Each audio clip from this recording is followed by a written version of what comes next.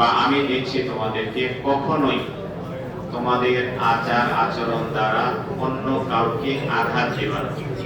যদি আঘাত দিয়ে থাকো তাহলে সেটা আসলে অজান্তেই, মানে সেই শিক্ষক মন্ডলী হোক, অভিভাবক মন্ডলী হোক, বাবা মা হোক, তাদের অন্তর থেকে যদি একটা খারাপ দোয়া চলে আসে তাহলে সেইটা মানে পূরণ করার কোনো সুযোগ থাকবে না।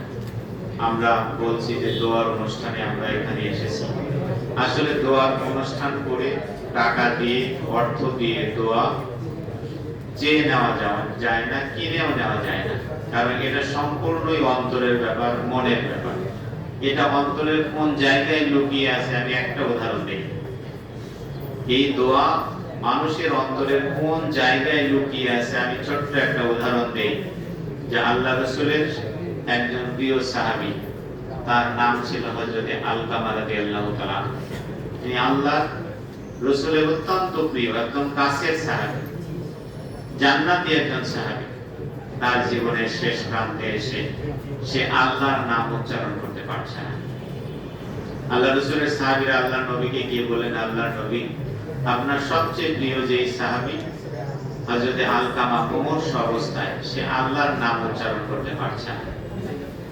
আল্লাহর নবী বললেন, তার কি বাবা মা বেঁচে আছে?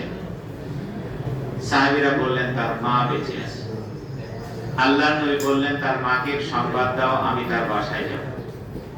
আল্লাহর নবী যখন সাহাবীদেরকে পাঠালেন, সাহাবীরা গিয়ে বলছেন যে আল্লাহর নবী আপনার বাড়িতে আসেন। এই কথা শুনে সে তড়িঘড়ি করে আল্লাহ রাসূলের দরবারে চলে এসেছেন। আল্লাহ রাসূলের দরবারে আসার পরে আল্লাহ রাসূলকে বলছেন, হে আল্লাহ রাসূল, কি জন্য আমাকে স্মরণ করিয়েছেন? আল্লাহ রাসূল তখন বললেন যে আপনার সন্তান হযরত আলকামা, তার উপরে কি আপনি অসন্তুষ্ট? মনে কোনো কষ্ট আছে? মা বলছে, না আল্লাহ রাসূল, আমার তেমন কোনো মনোকষ্ট নেই, তবে আমার কাছে মনে হয় আমি তার মা, আমার চেয়ে তার পুত্রবধূকেই সে বেশি গুরুত্ব দেয়। এই যে ছোট্ট একটা জায়গা, নিজের মায়ের চেয়ে পুত্রবধূকে বেশি গুরুত্ব দেয়, এই কারণে তার অন্তরে ছোট্ট একটু আঘাত। আল্লাহ রাসূল কি বললেন? সাহাবীদেরকে বললেন, তোমরা খড়ি, লাকড়ি, খড়কুটো সব নিয়ে আসো। এই খড়কুটো নিয়ে আসতে বলা হলো, সবাই খড়কুটো নিয়ে আসলো। আল্লাহ রাসূলকে বলছেন, আল্লাহর নবী, আপনি এটা কি করবেন? বলছে, আমি এটা আগুন জ্বালিয়ে দেব। আগুন জ্বালিয়ে দেওয়ার পরে আপনার সন্তানকে এই আগুনের মধ্যে আমি ছেড়ে দেব। মা হয়ে বলছে, আল্লাহর নবী, কেন আপনি আমার সন্তানকে আগুনের মধ্যে ছেড়ে দিবেন? বলছে, আপনার সন্তানের উপরে আপনি অসন্তুষ্ট, তাই জাহান্নামের আগুনে আপনার সন্তান পুড়বে। আপনার সন্তান পুড়লে কেমন লাগে আপনি একটু দেখেন। মায়ের অন্তরে বা কেমন? আল্লাহ রাসূল কিন্তু বলেনি তুমি ক্ষমা করে দিবা। মায়ের অন্তর থেকে বলছে, আমার কারণে আমার সন্তান আগুনে জ্বলবে। আল্লাহর কাছে অন্তর থেকে বলছে, আল্লাহ আমি ক্ষমা করে দিলাম। এই যে অন্তর থেকে ক্ষমা করে দিলাম, এদিকে আলকামা আল্লাহর নাম উচ্চারণ করা শুরু করলো।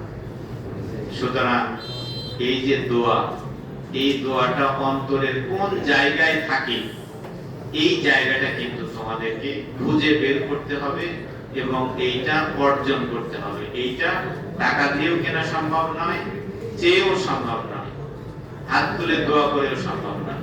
এই যে অন্তরের যেই ক্ষুদ্র জায়গাতে এই দোয়াটা আছে, এই দোয়াটা তোমাদের জীবনের প্রতিটি ক্ষণে, প্রতিটি মুহূর্তে বাবা মায়ের কাছে, শিক্ষক মণ্ডলীর কাছে, বড়দের কাছে, সবার কাছ থেকে অর্জন করতে হবে। বাবা মা জীবিত আছে মানে তোমার দুইটা জান্নাত তোমার সামনে দাঁড়িয়ে আছে। এই জান্নাত যদি তুমি কিনতে না পারো তাহলে তার চেয়ে হতভাগ্য, দুর্ভাগ্য আর কিছুই থাকতে পারে না। সুতরাং আমার একটি পরামর্শ থাকলো, তোমার জীবনে প্রতিটি ক্ষেত্রে তুমি সর্বশ্রদ্ধেয় হওয়ার জন্য নিজেকে সেই আচার আচরণ সংযত করে নিজেকে সেভাবে গড়ে তোলো।